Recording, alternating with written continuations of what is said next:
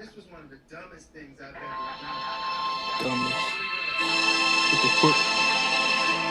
What the fuck? What the fuck? What the fuck? Good to see you up instead of thrashing about in your sleep. You must have been having one hell of a nightmare. I was wondering if you were ever going to wake up. I'm Karth, one of the Republic soldiers from the Endar Spire. I was with you in the escape pod. Do you remember?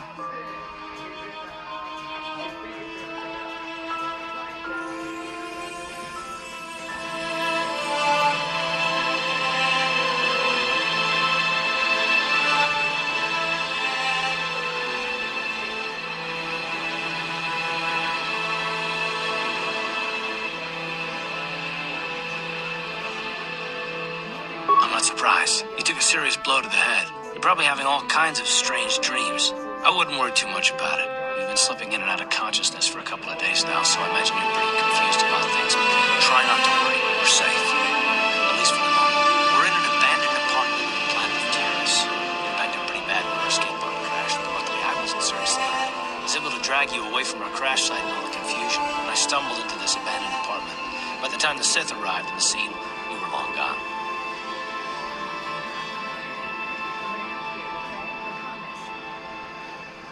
Terrace is under Sith control. Their fleet is orbiting the planet. They've declared martial law, and they've imposed a planet-wide quarantine.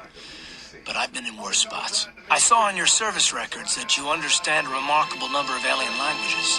That's pretty rare in a raw recruit. But it should come in handy while we're stranded on a foreign world. There is no way the Republic will be able to get anyone through the Sith blockade to help us. If we're gonna find Bastila and get off this planet, we can't rely on anybody but ourselves. That smack to your head did more damage than I thought. Bastila's a Jedi. She was with the strike team that killed Darth Revan, Malak's Sith master. Bastila's the key to the whole Republic war effort. The Sith must have found out that she was on the Endar Spire and set an ambush for us in this system. I believe Bastila was on one of the escape pods that crashed down here in Terrace. For the sake of the Republic war effort, we have to try and find her.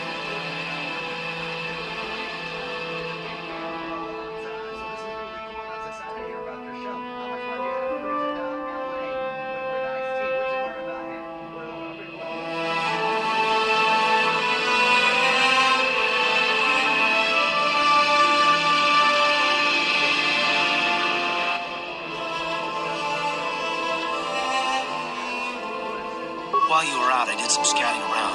There are reports of a couple of escape pods crashing down into the Undercity. It's probably a good place to start. But the Undercity's a dangerous place. We don't want to go there unprepared, and it won't do Bastila any good if we go and get ourselves killed. But the world around us and what have you. Tell us what makes this show unique and why you wanted to do it. What I love about I'll tell you whatever I can, though I don't know how much help it'll be. whether it's hunting, fishing, or riding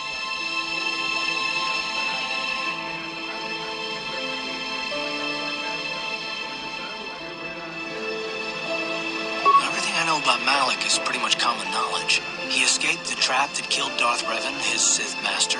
With Revan's death, Malak became the new Dark Lord. It's obvious that Malak's a ruthless tyrant who'll crush anyone who stands in his way, just like Revan was.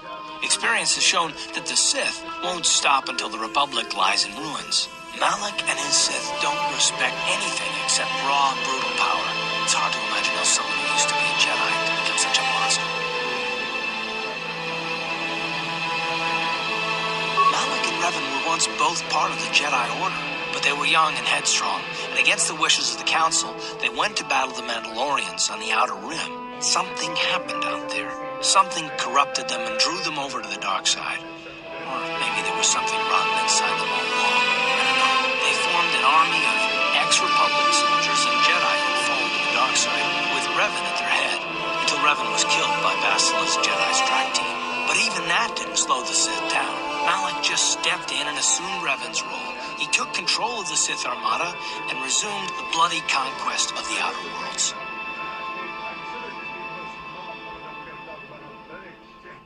Last question on wrestling. Who was your favorite wrestler growing up? Oh, well, Nature Boy Ric Flair. How can you say that? The Sith are butchers. Soldiers, civilians, I mean, they don't care who they kill, even children. Right now, the Republic is the only thing keeping Malak's brutal fist from crushing the entire galaxy. And it won't be long until even the Republic falls to the Sith fleet. I'll tell you whatever I can, though I don't know how much help it'll be. I understand why you want to know more about me. I kind of get the feeling we'll be spending a lot of time together over the next while. But this isn't really the best time for long introductions. We should stay focused on the task at hand. There'll be a time for that later. Good idea. We can use this abandoned apartment as a base. We can probably get some equipment and supplies here in the upper city. Just remember to keep a low profile. I've heard some grim stories about the Dark Jedi interrogation techniques. They say the Force can do terrible things to a mind.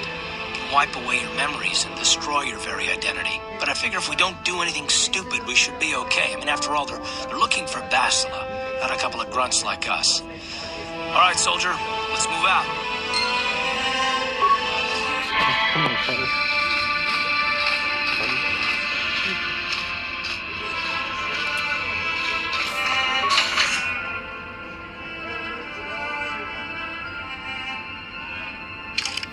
Let's go, Carter.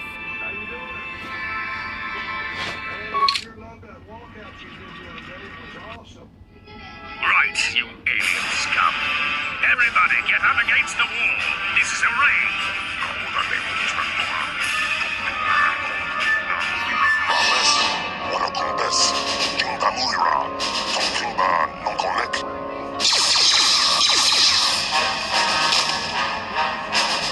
That's how we sink deep with smart-mouthed aliens. Now the rest of you, get up against the wall before I lose my temper again. What's this? Humans hiding out with aliens. They're Republic fugitives. Attack!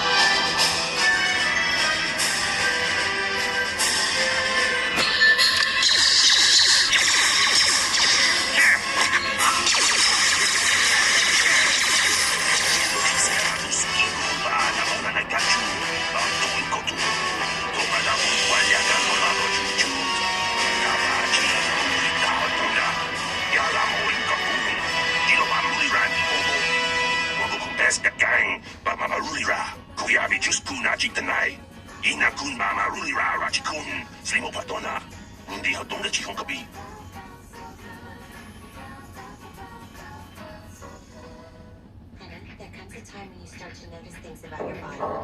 Jawana bota ayuhata honga cha kanki dora. Kachi kuita hodonga.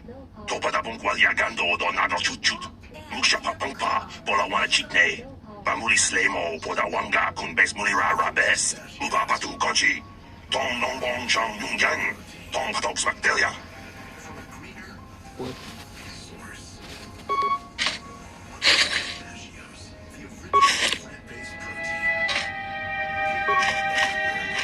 Yes, what's on your mind?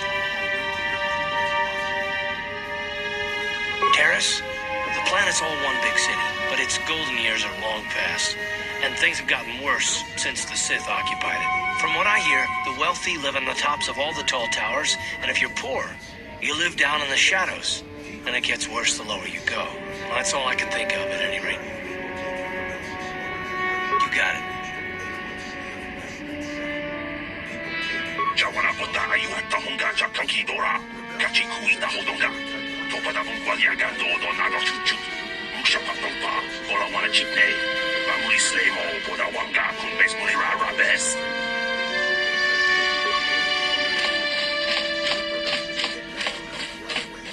Tong hate one jiji jong lumpa.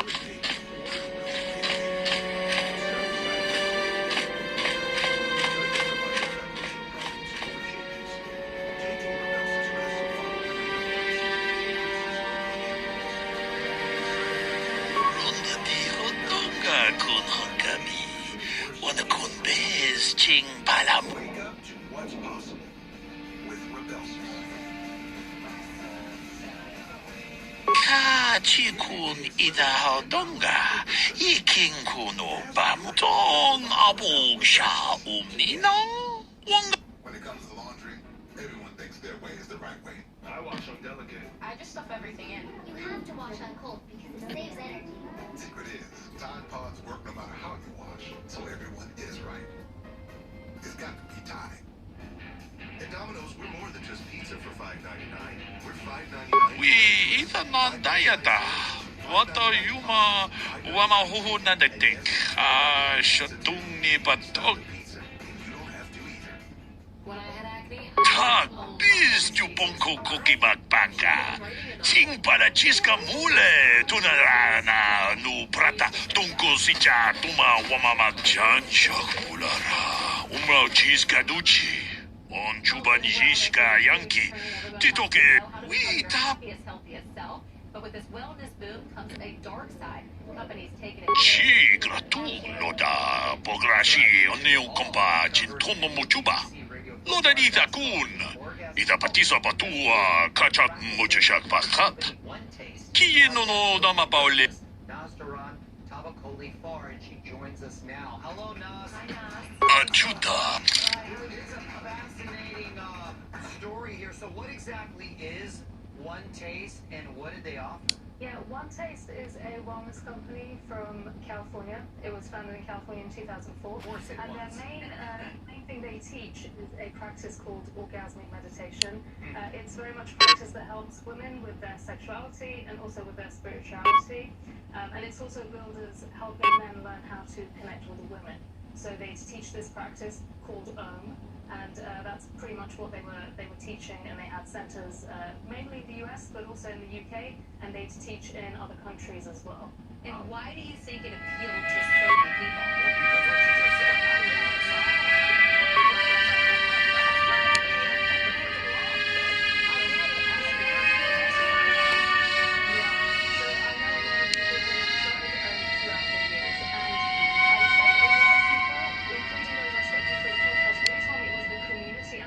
One Taste that really drew them in. So it was a community of people who were learning not just about sexual relationships, but also about relationships in general and how to communicate with each other. There was also a lot of mission to change the world, make the world better, help people learn how to have better relationships, a real sense of being able to find meaning and purpose through the practice of So that was really powerful for the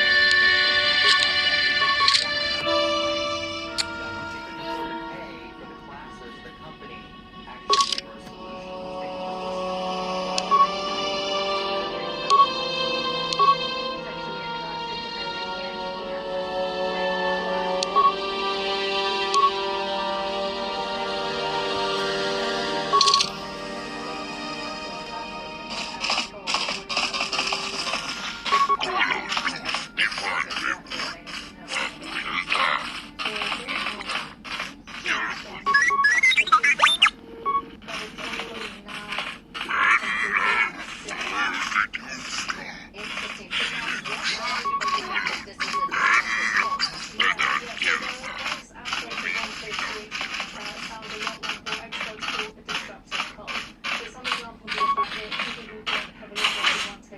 would be very much encouraged or maybe kind of pushed into sharing intimate information about themselves with the group. This would later be used against them to manipulate them or to pressure them into doing various activities that they didn't want to do. So that's one aspect of it. People who worked for One Taste and who got very heavily involved were really pressured to cut off ties with friends and family outside of One Taste. So there was a lot of pressure on that.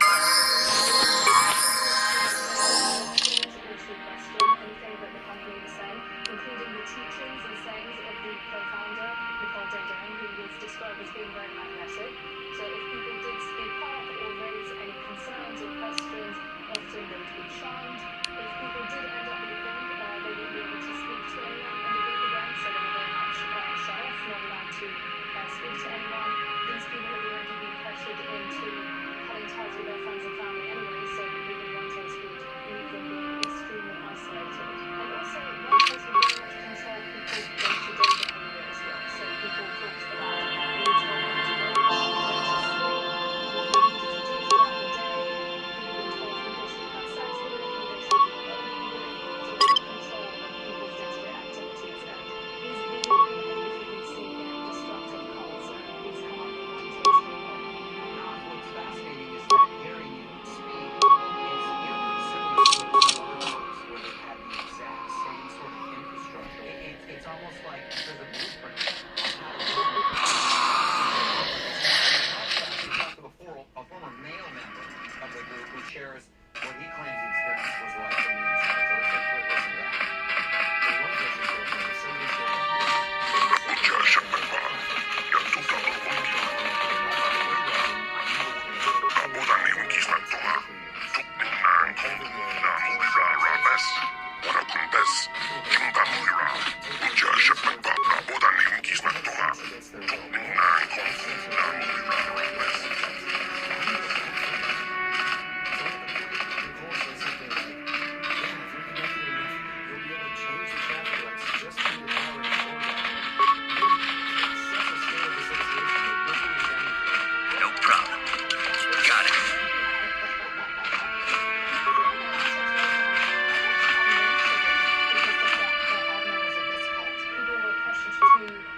these horses, which were very expensive.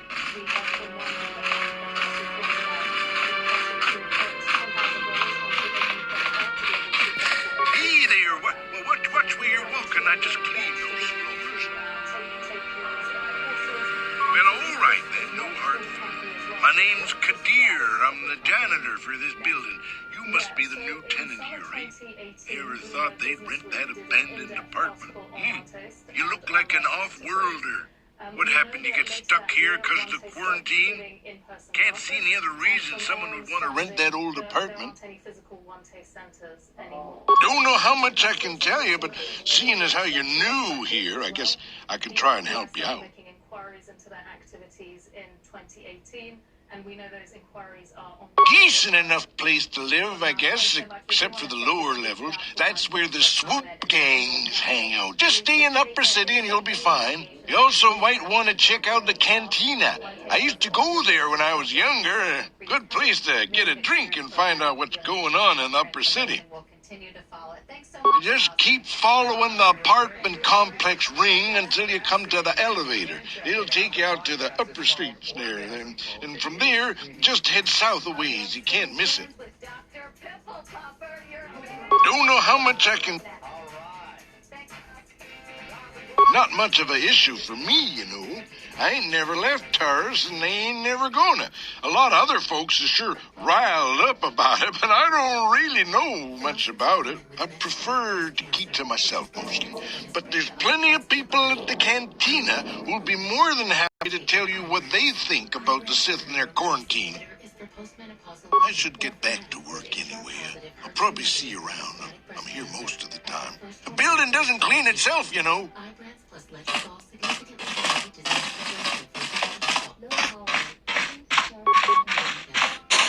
Taking Ibrance can develop low power. Please charge batteries that can lead to death. Ibrance may cause severe inflammation of the lungs that can lead to death. Including trouble breathing, shortness of breath, cough, or chest pain.